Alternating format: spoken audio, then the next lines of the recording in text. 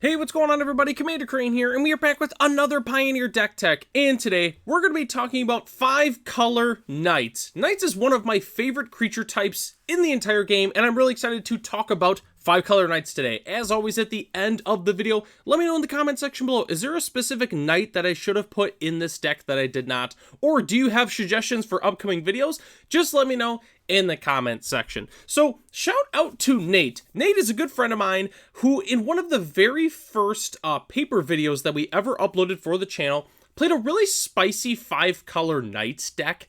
And it was just basically just Magic's best Knights featuring Collected Company, spoiler alert. And it was honestly a pretty cool deck that he played that day. Well, you want to know what? I figured, okay, I want to do a deck featuring Cecil. Cecil is an amazing card. I think it's one of the best cards in the entire set. But what kind of deck do I want to do featuring on the channel? Do I want to do like black-white humans? It's kind of a deck we've done before, you know, it's just, you just play a few black knights and that's really about it. Okay, or black humans specifically. Okay, do we want to put it in a knight deck? Well, I featured some knight decks recently and this really doesn't synergize incredibly well with them because it's like the life gain knights and whatever. Like there's, you know, I did like the Wiltleaf Knights, but Wiltleaf Liege doesn't really boost Cecil unless it flips. So I'm like, what kind of deck do I want to do featuring this? And I thought I should do the 5-color Knight deck, which luckily that deck has actually gotten a few extra cards since Nate played that deck at Friday Night Magic about a year and a half ago. So I'm really excited to talk about it. But anyways, Cecil Dark Knight, one of the best cards in the entire set. It's super strong. You get to 10 life, and then you get to flip this thing, and it turns into a nice 4/4 lifelinker, and then when it attacks, it gives your other attacking creatures indestructible, which is just really, really good. But let's go and hop into the rest of the deck here. So, Knights. We're playing 34 Knights in this deck, each one better than the last. So, we're playing 4 Knight of the Ebon Legion, 4 Dauntless Bodyguard, and 3 Cecil Dark Knight as our main 1-drops. Really, with Knight of the Ebon Legion, there was a few other Knights I considered playing. Like, there's obviously, like, Fervent Champion. There's also even Venerable Knight. When it dies, you put a 1/1 counter on another Knight. There's a few different Knights that I thought about playing in the 1-drop slot. But I really love Knight of the Ebon Legion. I love it when we have extra mana laying around. We can go ahead and pump the Knight, which just feels really nice as well. It gets a little bit bigger once we deal some more damage. It also makes it really awkward if we have 3 mana. Our opponents, like, don't really want to... They can't really chump block it. So it's like just awkward for them in general, and then we can pump it. It's just really, really nice. So I really like Knight of the Ebon Legion. Dauntless Bodyguard, pretty self-explanatory, is fantastic. And then obviously Cecil Dark Knight is awesome. One of the best cards in the entire deck. Next slide, we have some really strong 2-drops in this deck. We're playing 4 copies of Mosswood Dread Knight, 2 Inti Seneschal of the Sun, and 3 Smitten Swordmaster.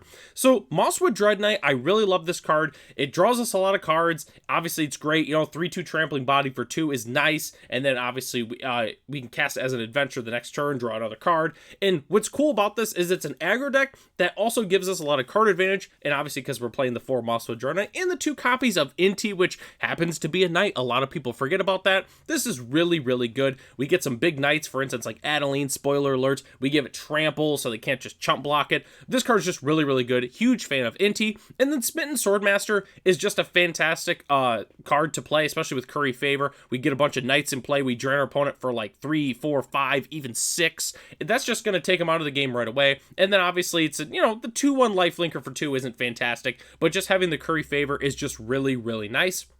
Next slide here. We're playing 8 Lords in our deck, 4 Inspiring Veteran, and 4 copies of Marshal of Zhalfir. Funny enough, Marshal of Zhalfir is our only blue card in the entire deck, so it is still 5-color Knights, but it's the only actual blue card. Definitely a big fan of Inspiring Veteran. It was the original 2-mana Lord, but Marshal of Zhalfir is really great with the tap ability there.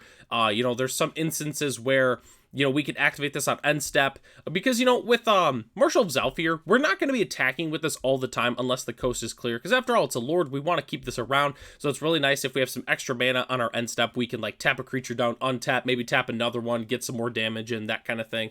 But yeah, definitely a big fan of the Lords that we're playing in this deck. And then our 3-drops, we were playing 2 copies of Werefox Bodyguard and 4 copies of Adeline Resplendent Cathar. Werefox Bodyguard is just fantastic. It's a knight, which fits our deck. It's just really, really good. Adeline is awesome. I think it's arguably the best card in the entire deck. This card is really good in the human deck. Obviously, the human deck plays 4 copies of this. We're playing knights. We want to play multiple copies of this. Just, yeah, the card's insane. And not that I talk about this a lot in these specific deck tech videos, but if you don't have copies of Adeline, pick them up now. They've been reprinting this card like crazy recently. It was most notably in the Tarkir Dragonstorm Commander deck. So pick this card up if you have not. $2.50 each for this card is absolutely insane. So especially if you think about playing this deck, you're going to want your copies of Adeline. And then the last card we have to talk about is Collected Company. We're playing 4 copies of it. The card is nuts. We look at the top 6, put 2 creature cards into play at instant speed. It's awesome. Collected Company is an awesome card. That's why we're playing it. It's one of the only green cards in the entire deck as well, which is funny enough. I think it's just this and Mosswood Dread Knight, funny enough, I think are the only green cards, at least that I can remember. But we do have a couple in the sideboard. But anyways, let's go and hop into the lands here. We're playing 22 lands. It's a relatively straightforward mana base. So it's tricky because we want to have enough rainbow lands to be able to cast all of our knights, but we want to be able to have enough lands to also cast our Collected Company. So I'm playing 10 lands that let us cast Collected Company. 4 Starting Town, 3 Blooming Marsh, and 3 Razor Verge Thicket. I really love Starting Town. I think that this is a perfect deck for a land like this, where, you know, we're playing all these different colors of mana. We want to curve out, you know, and it's just great. I think Starting Town's awesome in this deck. Blooming Marsh, Razor Verge Thicket, pretty self-explanatory. I wanted green for the Collected Company, but I wanted the 2 most common, like, early game colors we need, which is white and black, so that's why I'm playing those ones specifically.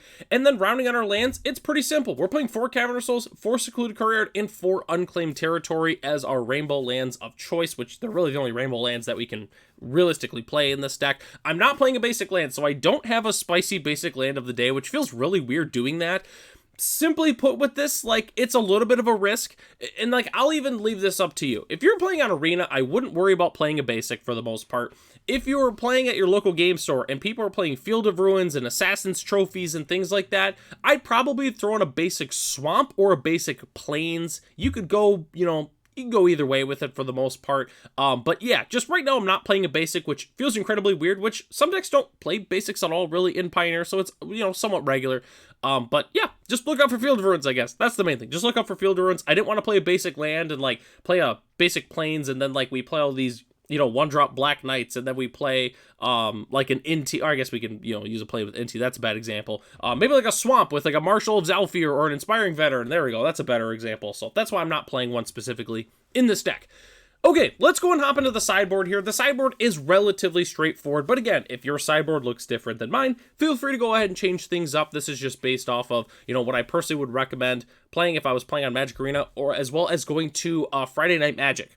So the first thing is we're playing 3 copies of Hard Hitting Question, which seems really weird, but the rationale behind it is I wanted a removal spell that we can cast very consistently. So we have 10 lands that can make green mana, so I figured let's do Hard Hitting Question as just a cheap removal spell. And what's nice, it is a bite, it's not a fight, and you know, with Cecil it's really good because Cecil has Death Touch, so it always kills something, which is pretty sweet. So that's why I'm playing Hard Hitting Question. We're also playing 2 copies of Unlicensed Hearts. It's a colorless way to hate on graveyards. It's pretty much why we're playing it. It's also just a really good card. Then the rest of pretty much what we're playing is a whole bunch of creatures we can put into play with Collected Company, like 3 copies of Knight of Dust Shadow. It's great. Your opponents can gain life, and there's a lot of life gain decks that are in the format, so it's nice to be able to shut those down. We are also playing 2 copies of Guardian of Faith, basically like a pseudo protection spell for our deck because we phase out our creatures.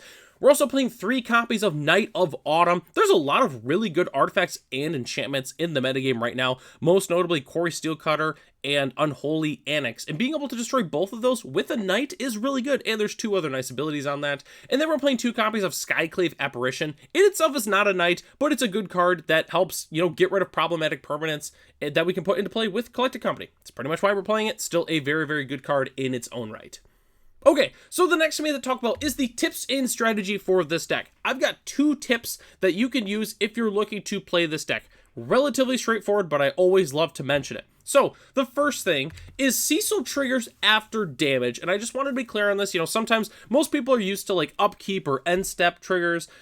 No, this is as soon as it deals the damage, you lose that much life, and then it triggers. So that means basically after damage, whether or not you're attacking or blocking. And yes, it does have to survive combat which is important. Also keep in mind, you do untap it. So if you attacked with Cecil, it comes into play untapped as the 4/4 Lifelinger. So do keep that in mind. You know, I'd hate for you to be playing this card and then like miss your trigger and then you play against like someone that's like really hard with the rules and then like, you know, they rules lore you and whatever. You lose. Let's just say that. You lose because you don't know how the card works, but guess what? Now you know how the card works. The second thing I have to go over, and it's straightforward, but this is something I see with a lot of new players that are looking to play these go wide aggro decks, or people that, you know, are just like maybe new to Magic, and that is turn them sideways. Turn your creatures sideways. Attack with them. We have all these creatures with really, really good attacking triggers and things like that and payoffs. Knight of the Ebon Legion wants you to deal damage because it triggers with Knight of the Ebon Legion, gets a 1/1 counter. Also keep in mind with Cecil, it says whenever if a player lost 4 life. So if we lose 4 life because Cecil did damage and then we took damage from our pain land, that does trigger Knight of the Ebon Legion. So keep that in mind. But anyways, we want to attack with it. Inti says whenever you attack, you get the nice ability. Adeline, whenever you attack, you make a human that's attacking. Just keep that in mind. Turn them sideways. I see people like, for instance, the example I love to give is one of the decks I let people borrow for my local F&M is Golgari Elves. It's a, you know, a cool like elf token deck, plays a bunch of lords, you turn them sideways. One problem I see is a lot of players try to build up their board, like massive board, and they won't attack. Like, it'll be like super clear to attack. They can attack for like 6 or 8 damage, and they just won't. Oh, whatever, I'll attack next turn. And then all of a sudden they get blown out by like a board wipe, like a, you know, a Day of Judgment or a Brotherhood's End or a removal spell. Like, just attack. We're playing an aggro deck. I'm not saying just, you know, mindlessly, okay, move to combat, turn whatever I'm attacking sideways. I'm not saying do that, but just be aggressive with this deck. The whole point of this deck is to get our opponent's life total to 0 as quickly as possible. So keep that in mind when you are playing this deck. The last thing I have to go over, though, is the budget options for this deck.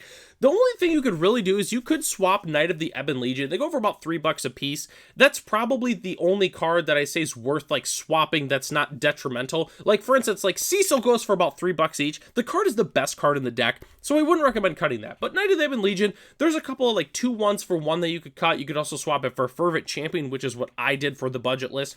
You can also play some more budget rainbow lands, like you could swap out Starting Town and Cavernous Souls.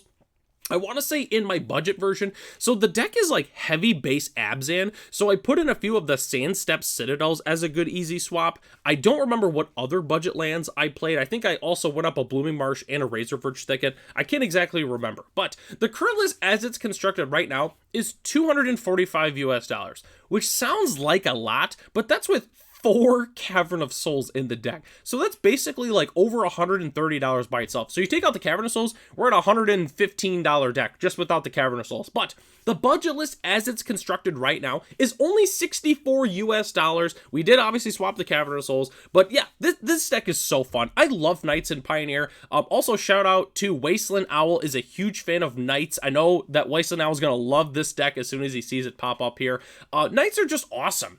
I mean, they're awesome. That's why I like playing Knights, and that's why this is like my 4th or 5th deck tech on the channel featuring Knights. I've always been a huge fan of them. I'm really happy that Final Fantasy gave us a really, really good Knight, and I hope that they continue printing good Knights moving forward.